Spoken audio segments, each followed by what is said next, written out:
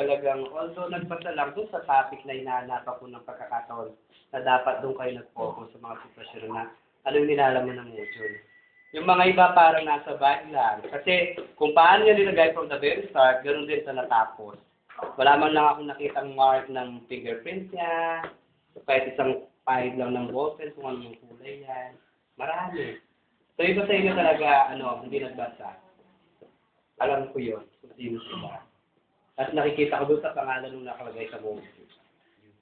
Nandito. Oo, talaga. Ako siguro, hindi na ako mag-sermon kasi wala na. Wala na, face na yun. Pero sa wala ako na experience ko before. Wala lang.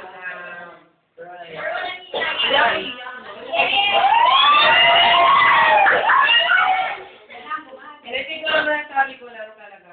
Una, syempre, authority.